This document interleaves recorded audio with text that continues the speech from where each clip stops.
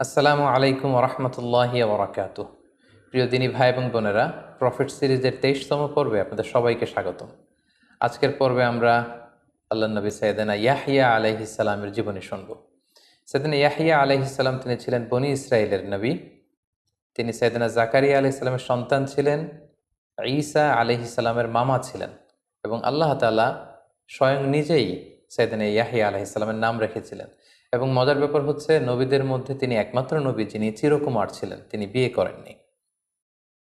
সৈয়দনা ইয়াহিয়া আলাইহিসসালাম এবং ওনার ভাগিনা ঈসা আলাইহিসসালাম এই দুজনকে আল্লাহ তাআলা ছোটবেলাতেই নবুয়ত দান করেছেন। ইয়াহিয়া আলাইহিসসালাম নবুয়ত পেয়েছেন শৈশবে, আর সৈয়দনা ঈসা আলাইহিসসালাম নবুয়ত পেয়েছিলেন দোলনায় বা মায়ের কোলে থাকা অবস্থায়। এবং রইসুল মুফাসসিরিন আব্দুল্লাহ ইবনে আব্বাস রাদিয়াল্লাহু তাআলা আনহু বলেন যে ৭ বছর বয়সে আল্লাহ তাআলা ওনাকে ইবাদত করার মানসিকতা, তার মধ্যে বিচক্ষণতা, জ্ঞান এগুলো ঢেলে দিয়েছিলেন। এবং তাফসিরে ইবনে কাসিরে এটাও এসেছে যে তার বয়সের ছেলেরা যখন খেলতে যেত, সাইয়েদনা ইয়াহিয়া আলাইহিস সালামকে যখন তারা ডাকতো, তারা বলতো ইযহাব বিনা নালআব, ইয়াহিয়া চলো, লেটস প্লে টুগেদার, আমরা খেলি। ফাকালা, তিনি বলতেন আলিল্লাহি খুলিকনা, আমরা কি খেলাধুলার জন্য সৃষ্টি হয়েছি? ইযহাবু নুসাল্লি, তোমরা যাও, আমি সালাত আদায় করব। সো এভাবেই সৈয়দনা ইয়াহিয়া আলাইহিস সালাম ছোটবেলা থেকেই খেলাধুলা, দুনিয়ার মোহ, চাকচিক্য, লোভ এগুলো থেকে নিজেকে আড়াল রেখে বা বিরত রেখে তিনি আল্লাহ তাআলার ইবাদতে, আধ্যাত্মিকতার চর্চায় তিনি মগ্ন ছিলেন। এবং আল্লাহ তাআলা নিজেই যে ইয়াহিয়া আলাইহিস সালামের নাম রেখেছিলেন, এটা আল্লাহ তাআলা সূরাতুল মারিয়ামে চমৎকারভাবে বলেছেন। তিনি উল্লেখ করছেন যে ইয়া জাকারিয়া, হে জাকারিয়া, ইন্না নুবাশশিরুকা বিগুলামিন ইসমুহু ইয়াহইয়া, আমি তোমাকে এক সন্তানের সুসংবাদ দিলাম, তার নাম ইয়াহইয়া। প্রিয় দর্শক, আপনাদের মনে আছে যে গত পর্বে আমরা এটা উল্লেখ করেছি, সাইয়েদনা জাকারিয়া আলাইহিস সালামকে বার্ধক্যের বয়সে আল্লাহ তাআলা একটা সন্তান দিয়েছিলেন, আর সেই সন্তানটি হচ্ছে আল্লাহর নবী ইয়াহইয়া। আল্লাহ বললেন যে হে জাকারিয়া, তোমাকে একটা ছেলে সন্তানের সুসংবাদ আমি দিলাম, ইসমুহু ইয়াহইয়া, তার নাম হচ্ছে ইয়াহইয়া। লাম নাজআল্লাহু মিন ক্বাবলু সামিয়্যা, পৃথিবীতে তার আগে কারো নাম আমি ইয়াহিয়া রাখিনি। অর্থাৎ ইয়াহিয়া আলাইহিস সালাম নিজেই সর্বপ্রথম এমন ব্যক্তি যার নামের সাথে ইয়াহিয়া শব্দটি যুক্ত হয়েছে, এর আগে কেউ এ নাম রাখেনি পৃথিবীতে। এবং কোরআনের অনেকগুলো আয়াতে আল্লাহ তাআলা ইয়াহিয়া আলাইহিস সালামের কিছু ক্যারেক্টারিস্টিক্স বা অ্যাট্রিবিউটস বা গুণাবলীর কথা তিনি বলেছেন। যেমন সূরাত আলে ইমরানের একটি আয়াতে আল্লাহ তাআলা আল্লাহ নবী ইয়াহিয়া আলাইহিস সালামের 4টি গুণের কথা বলেছেন। এর মধ্যে একটি গুণ হচ্ছে যে মুসাদ্দিকাম বিকালিমাতিম মিনাল্লাহ, ইয়াহিয়া আলাইহিস সালাম আল্লাহর কালিমার সত্যায়নকারী। এখানে কালিমা দ্বারা উদ্দেশ্য হচ্ছে আল্লাহ নবী ঈসা আলাইহিস সালাম, কারণ ঈসা আলাইহিস সালামকে বলা হতো কালিমাতুহু, আল্লাহর কালিমা, আল্লাহর বিশেষ একটা শব্দ, আল্লাহর বিশেষ একটা আদেশে পৃথিবীতে বাবা ছাড়া ঈসা আলাইহিস সালাম এসেছিলেন। আর ঈসা আলাইহিস সালাম যে নবী হবেন এটার কনফার্মেশন দিয়েছেন সাইয়েদনা তার মামা ইয়াহিয়া আলাইহিস সালাম। তিনি নিজে এটাকে সত্যায়ন করেছেন যে হ্যাঁ, ঈসা সে নবী, আমার পরের বনী ইসরায়েলের সর্বশেষ নবী হচ্ছে ঈসা। এটা হচ্ছে তার একটা গুণ যে মুসাদ্দিকাম বিকালিমাতিল্লাহ, আল্লাহর কালিমার সত্যায়ন তিনি করেছেন। 2 নম্বর যে গুণটি আল্লাহ বলেছেন সেটা হচ্ছেন ওয়া সাইয়্যিদা, অর্থাৎ ইয়াহিয়া আলাইহিস সালাম নেতা ছিলেন। লিডারশিপ বা নেতৃত্বের যে গুণাবলী এটা তার মধ্যে ছিল। তিনি যেখানে যেতেন লোকজন তাকে ঘিরে ধরত। তিনি চমৎকারভাবে মানুষকে মন্ত্রমুগ্ধকর কথা শোনাতে পারতেন। লোকজন তার কাছে আসতো, তাকে মানত, তার নেতৃত্ব সবাই মেনে নিয়েছিল। এজন্য আল্লাহ তাআলা বলেছিলেন যে সাইয়্যিদা, ইয়াহিয়া সে নেতা ছিল, হি ওয়াজ এ লিডার। 3 নম্বরে আল্লাহ তাআলা বললেন ওয়া হাসুরা, তিনি নারীদের প্রতি অনাসক্ত ছিলেন। স্বাভাবিকভাবেই পুরুষ নারীদের প্রতি আসক্ত হবে এবং পৃথিবীর সব নবীরা বিয়ে করেছেন। আর বাআন মিন সুনানিল মুরসালিন, 4টা সুন্নাত আছে যেটা সব নবীদের মধ্যেই পাওয়া যায়, এর মধ্যে একটা হচ্ছে বিয়ে। সব নবীরাই বিয়ে করেছেন, কিন্তু এক্ষেত্রে আল্লাহ নবী ইয়াহিয়া আলাইহিস সালাম ছিলেন এক্সেপশনাল। তিনি বিয়ে করেননি। শুধু বিয়েই করেননি, তিনি জীবনে কখনো নারীদের প্রতি কোনো অ্যাট্রাকশন, কোনো জৈবিক আকর্ষণ তিনি কখনো ফিল করেননি, অনুভব করেননি। এজন্য আল্লাহ তাআলা ওনাকে বলেছেন হাসুরা, তিনি নারী অনাসক্ত ছিলেন। তার জৈবিক চাহিদার লাগামকে তিনি সবসময় নিয়ন্ত্রণ করতে পারতেন, তিনি কখনো এটা ফিলই করতেন না। এবং 4 নম্বর সিফাত বা গুণাবলীর সর্বশেষ গুণটা হচ্ছে আল্লাহ বলছেন ওয়া নাবিয়্যাম মিনাস সালিহিন, ইয়াহিয়া আলাইহিস সালাম আল্লাহ তাআলার নেককার একজন নবী ছিলেন। সুবহানাল্লাহি ওয়া বিহামদিহি। তাহলে এই আয়াতে 4টি গুণের কথা আমরা জানলাম। ইয়াহিয়া আলাইহিস সালামের ব্যাপারে কালামুল্লাহ মাজিদে আল কোরআন আল কারীমে আল্লাহ তাআলা খুব বেশি আলোচনা করেননি। 3টি জায়গায় ছোট্ট ছোট্ট প্লটে আল্লাহ তাআলা কিছু আলোচনা করেছেন।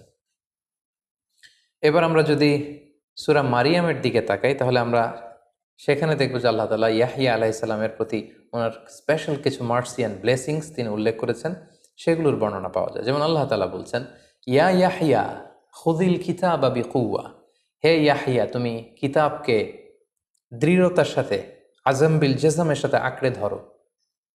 এই কিতাব দ্বারা মুফাসসিরিন একরাম একমত হয়েছেন যে তাওরাত কিতাব উদ্দেশ্য, যেহেতু ইহুদিদের কাছে একটা মেজর কিতাব হচ্ছে যেটা মূসা আলাইহিস সালামের উপর নাজিল হয়েছিল, তাওরাত। এই তাওরাত কিতাবের ব্যাপারে আল্লাহ তাআলা বলছেন, হে ইয়াহিয়া তুমি তাওরাতকে আঁকড়ে ধরো, মানে তাওরাত শেখো, তাওরাত বুঝো, তাওরাতের শিক্ষা মানুষের মধ্যে ছড়িয়ে দাও। এবং সাইয়েদনা ইয়াহিয়া আলাইহিস সালাম ছোটবেলায় তাওরাতকে মুখস্থ করেছিলেন। তারপর আল্লাহ বলেছেন, ওয়া আতাইনাহুল হুকমা সাবিয়্যা, শৈশবকালে বাল্যকালে আমি ইয়াহিয়াকে বিচক্ষণতা দিয়েছি। এখানে হুকুম বলতে কেউ বলেছেন বিচক্ষণতা, কেউ বলেছেন ফায়সালা দেওয়ার যোগ্যতা। কোনো কোনো মুফাসসিরিন একরাম এই হুকুম বলতে নবুয়াতকে বুঝিয়েছেন। অর্থাৎ আল্লাহ তাআলা বলছেন আমি ছোটবেলায় ইয়াহিয়াকে নবী বানিয়ে দিয়েছি। এরপর আল্লাহ তাআলা বলছেন, ওয়া হানানাম মিন লাদুন্না, আমি আল্লাহ তাআলা আমার পক্ষ থেকে তার জন্য হৃদয়ের কোমলতা দিয়েছি। ইয়াহিয়া আলাইহিস সালামের হৃদয়টা ছিল বড্ড কোমল। নবীদের মধ্যে সবচেয়ে সফট হার্টেড নবীদের মধ্যে থেকে ইয়াহিয়া আলাইহিস সালাম অন্যতম। তিনি মানুষের কষ্ট সহ্য করতে পারতেন না, মানুষের দুঃখ দুর্দশা তিনি সইতে পারতেন না। কিভাবে মানুষের কষ্ট দূর করা যায় এটার জন্য তিনি পাগল পাড়া থাকতেন। সম্মানিত শুধু ক্রিশ্চিয়ান কমিউনিটিতে বা তাদের ডক্ট্রিন অনুযায়ী ইয়াহিয়া আলাইহিস সালামকে তারা বলে জন। আমরা জানি যে জন নামটা খ্রিস্টানদের মধ্যে খুব পপুলার একটা নাম, কারণ এটা হচ্ছে জন দিয়ে তারা ইয়াহিয়া আলাইহিস সালামকে বুঝায়। তো তারা আল্লাহ নবী ইয়াহিয়াকে জন দ্য ব্যাপটিস্ট বলে, জন দ্য ব্যাপটিস্ট। এবং আমরা যত ক্রিশ্চিয়ান ব্যাপটিস্ট মিশনারির নাম শুনে থাকি তাদের ভাষ্য মতে according to the doctrine of Christianity তারা ইয়াহিয়া আলাইহিস সালাম তার বাণী প্রচার করে এবং তার দ্বারা উদ্বুদ্ধ হয়ে তার যে মমতা ভালোবাসা মানুষের মধ্যে ছড়িয়ে দেওয়ার এই যে আদর্শ, এটাকে তারা প্রচার করতে চায়। এবং এটাই আল্লাহ তাআলা বলেছেন যে ওয়া হানানাম মিন লাদুন্না, আমি এই জনকে অর্থাৎ আমি ইয়াহিয়াকে আমার পক্ষ থেকে বিশেষভাবে হৃদয়ের কোমলতা দান করেছি। এরপর আল্লাহ বলেছেন ওয়া যাকাতান, আমি তাকে পবিত্রতা দিয়েছি। আমরা একটু আগেই শুনলাম যে নারীদের প্রতি যে আসক্তি পুরুষদের, এটা থেকে তিনি মুক্ত ছিলেন। এরপর আল্লাহ বলেন ওয়া কানা তাকিয়া, তিনি ছিলেন আল্লাহ ভীরু, খোদা ভীরু। ওয়া বাররাম বিওয়ালিদাইহি, তিনি মাতা পিতার প্রতি অনুগত ছিলেন। তার পিতা জাকারিয়ার প্রতি অনুগত ছিলেন, তার মাতার প্রতি অনুগত ছিলেন, মা বাবার খেদমত তিনি করেছেন, তাদের অনুগত ছিলেন। ওয়ালাম ইয়াকুন জাব্বারান আসিয়া, তিনি অধ্যত ছিলেন না, অবাধ্য ছিলেন না। সুবহানাল্লাহ। তাহলে সূরাত মারিয়ামে কিন্তু আমরা যদিও খুব অল্প পরিসরে আল্লাহ তাআলা ইয়াহিয়া আলাইহিস সালাম সম্পর্কে আমাদের জানিয়েছেন, আমরা চমৎকার কিছু অ্যাট্রিবিউটস, কিছু গুণাবলী বা তার প্রতি আল্লাহ তাআলার বিশেষ কিছু ব্লেসিংসের কথা আমরা এখানে জানতে পারলাম। সম্মানিত শুধু ইয়াহিয়া আলাইহিস সালামের দাওয়াতের ব্যাপারে কোরআন আল কারিমে কিছু বলা হয়নি, কিন্তু আমরা এটা জানি যে তিনি বনী ইসরাইলের নবী ছিলেন, ফলে বনী ইসরাইলের লোকদের মাঝে তিনি দাওয়াতি কাজ করেছেন। এবং একটি আয়াত থেকে আমরা এটি বুঝি যে আল্লাহ তাআলা তাকে বলেছেন ইয়া ইয়াহিয়া খুযিল কিতাবা বিকুওয়া, হে ইয়াহিয়া তুমি কিতাবকে মজবুতভাবে আঁকড়ে ধরো। এবং এই কিতাব দ্বারা উদ্দেশ্য হচ্ছে তাওরাত। তো আমরা এটা বলতে পারি যে তিনি তাওরাতের বাণী প্রচার করেছেন। আর তাওরাতে নিঃসন্দেহে তাওহীদ, রিসালাত এবং আখিরাতের কথা ছিল, এগুলো তিনি প্রচার করেছেন। সম্মানিত সুধী, এ পর্যায়ে আমরা ইয়াহিয়া আলাইহিস সালামের মৃত্যুবরণ সম্পর্কে জানব। সাইয়েদনা ইয়াহিয়া আলাইহিস সালাম তিনি স্বাভাবিক মৃত্যুবরণ করেননি, ওনাকে শিরুচ্ছেদ করা হয়েছিল। এবং আমরা জানি যে বনী ইসরায়েলের লোকদের স্বভাব ছিল তারা নবীদের বিরোধিতা করত, তাদের বিরুদ্ধে ষড়যন্ত্র করত এবং তারা অন্যায়ভাবে তাদের নিজেদের নবীদেরকে হত্যা করত, যেটা কালামুল্লাহ মাজিদে অনেকগুলো আয়াত আল্লাহ তাআলা বলেছেন। যেমন সূরা বাকারাতে আল্লাহ বলেছেন আফা কুল্লামা জাআকুম রাসূলুম বিমা লা তাহওয়া আনফুসুকুম, তাদের কাছে যখনই কোনো নবী এমন নিয়ম নিয়ে আসতো যেটা তাদের ভাল লাগতো না, ইস্তাকবারতুম, তখন তারা কি করত? অহংকার প্রদর্শন করত। বা ফারিকং কাযযাবাতুম, তারা কেউ কেউ নবীদের বিরোধিতা করত, তাদের মিথ্যা প্রতিপন্ন করত। ও ফারিকং তাকতুলুন, আর তারা কেউ কেউ তাদের নবীদেরকে হত্যা করত, নিজেরা নিজেদের নবীদেরকে হত্যা করত। সূরা বাকারার 91 নম্বর আয়াতে আল্লাহ তাআলা বলছেন ফালিমা তাকতুলুনা আম্বিয়া আল্লাহি মিন ক্বাবলু ইন কুনতুম মুমিনিন, আল্লাহ বানী ইসরায়েলকে উদ্দেশ্য করে বলছেন যে হে বানী ইসরায়েল, তোমরা যদি বিশ্বাসী হয়ে থাকো তাহলে কেন তোমরা তোমাদের নবীদেরকে হত্যা করেছো? তাহলে এই দুটি আয়াত থেকে আমরা বুঝলাম যে বানী ইসরায়েলের একটা বদ স্বভাব ছিল, তারা নিজেরা তাদের নিজেদের নবীদেরকে হত্যা করত।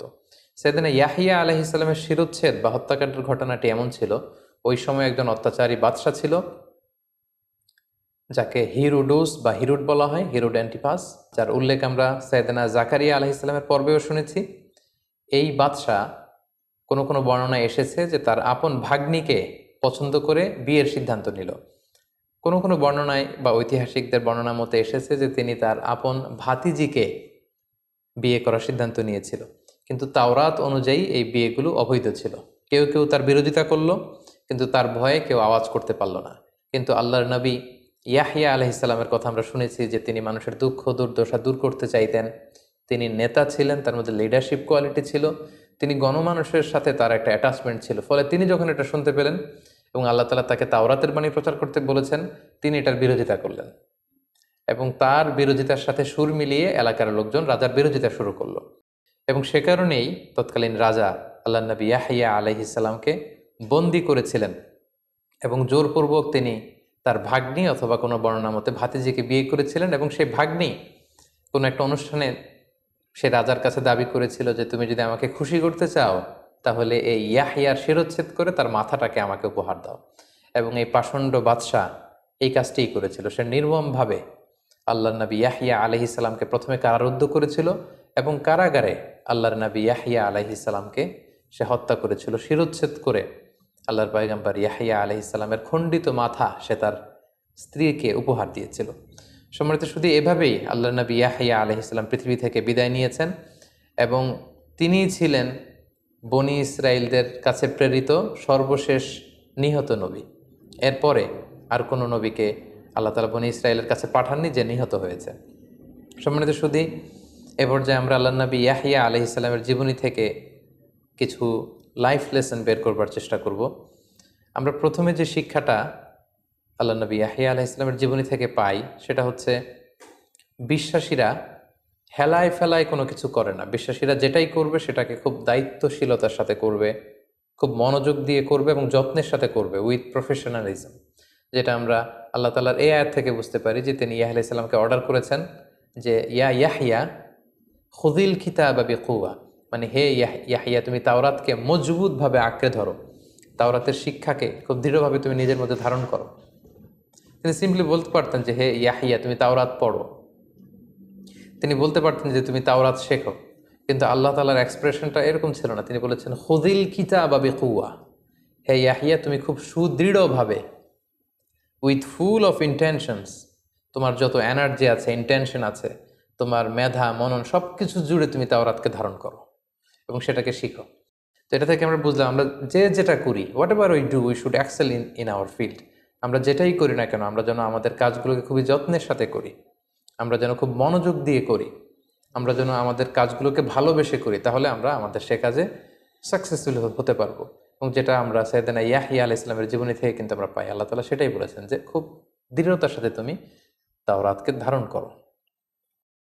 2 নম্বর যে শিক্ষাটা আমরা পাই সেটা হচ্ছে বিররুল ওয়ালিদাইন, অর্থাৎ মাতা পিতার প্রতি সদাচরণ। আল্লাহ তাআলা ইয়াহিয়া আলাইহিস সালামের যতগুলো গুণের কথা বলেছেন, একটা স্পেশাল গুণ কিন্তু তিনি বলেছেন ওয়া বাররাম বিওয়ালিদাই, যে তিনি তার মাতা পিতার প্রতি অনুগত ছিলেন, সদাচরণ করেছেন, মা বাবার খেদমত করেছেন, তাদের সাথে ভালো আচরণ করেছেন। সো এই শিক্ষাটা কিন্তু আমরা পাই যে আমরা যদি আল্লাহর সন্তুষ্টি চাই আমরা যেন আমাদের মা বাবার সাথে সুসম্পর্ক রাখি, কারণ মা বাবার সন্তুষ্টি হচ্ছে আল্লাহর সন্তুষ্টি, আর মা বাবার অসন্তুষ্টি কিন্তু হচ্ছে আল্লাহ তাআলার অসন্তুষ্টি। এবং আল্লাহ তাআলা ইরশাদ করছেন ওয়াকাদা রাব্বুকা আল্লা তা'বুদু ইল্লা ইয়্যাহু ওয়া বিল ওয়ালিদাইনি ইহসানা। আল্লাহ তাআলার স্পেশাল ভার্ডিক্ট, স্পেশাল ফয়সালা হচ্ছে যে তোমরা আল্লাহ ছাড়া কারো ইবাদত করবে না এবং ওয়া বিল ওয়ালিদাইনি ইহসানা, তোমরা তোমাদের মাতা পিতার, তোমাদের প্যারেন্টসদের প্রতি ইহসান করবে, সদাচরণ করবে, ভালো আচরণ করবে, তাদের অনুগত থাকবে। সো আমরা যেন আমাদের মাতা পিতার প্রতি অনুগত থাকি, তাদের বাধ্য যেন থাকি। এবং সব শেষে যে শিক্ষাটা আমরা সাইয়েদনা ইয়াহিয়া আলাইহিস সালামের জীবনী থেকে পাই সেটা হচ্ছে আমাদের সত্য প্রকাশে আপোষহীন হতে হবে, যেটা আমরা ইয়াহিয়া আলাইহিস সালামের জীবনে দেখেছি যে তার সময়কালীন রাজা যখন তার ভাগ্নিকে বিয়ে করতে চেয়েছে এবং এটা তাওরাতের বিধানের লঙ্ঘন ছিল। তাওরাতের বিধান অনুযায়ী কোনো ব্যক্তি তার আপন ভাগ্নিকে ভাতিজিকে বিয়ে করতে পারবে না। তিনি যদি তখন ইয়াহিয়া আলাইহিস সালাম যদি চুপ থাকতেন তাহলেই কিন্তু তিনি বেঁচে যেতেন, কিন্তু তিনি কিন্তু সত্য প্রকাশে কোনো ধরনের আপোষ করেননি, বরং সত্যকে তিনি প্রকাশ করেছেন এবং এই সত্যের মশালকে তিনি সমুন্নত রাখতে যেয়ে তিনি শিরোচ্ছেদের সম্মুখীন হয়েছেন। সো আমরা যারা নবীদের অনুসারী, আমাদেরও আচরণ এমনটাই হতে হবে, আমরা যেন সত্য প্রকাশে কোনো ধরনের আপোষে না যাই, আমরা যেন সবসময় সত্য প্রকাশে, সত্য গ্রহণ এবং সত্য প্রচারে আপোষহীন ভূমিকা পালন করতে পারি। আল্লাহ তাআলা আমাদের সবাইকে কথাগুলো বোঝার ও আমল করার তৌফিক দান করুক। হাযা মা ইনদি ওয়াল ইলমু ইনদাল্লাহ আলাইহি তাওয়াক্কালতু ওয়া ইলাইহি উনীব। ওয়াসসালামু আলাইকুম ওয়া রাহমাতুল্লাহি ওয়া বারাকাতুহু।